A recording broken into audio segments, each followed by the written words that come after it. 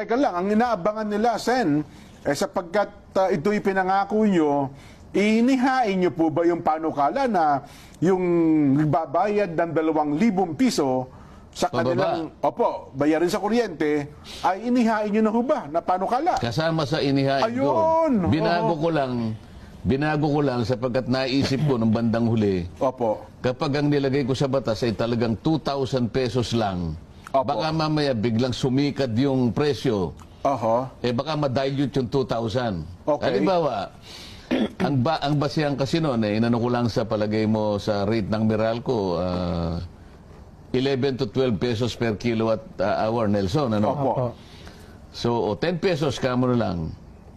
Kaya kapag siya ay kumukonsumo ng 200 kilowatt hours times 10 pesos, yun ang 2,000. Opo. Kaya lang, sa Meralco yun. Paano yun sa mga electric cooperatives na kung minsan 17, 18, Mas mataas sa probinsya 19 po. pesos? Tama kayo, oo.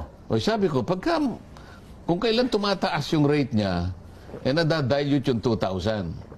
Kaya ang ginawa ko finally doon sa batas, hindi yung 2,000 ang nilagay ko, yung number ng kilowatt hours. So per kilowatt hour na ang basihan, hindi na yung... Nilagay ko ron na kapag yung kanyang nakonsumo ay 135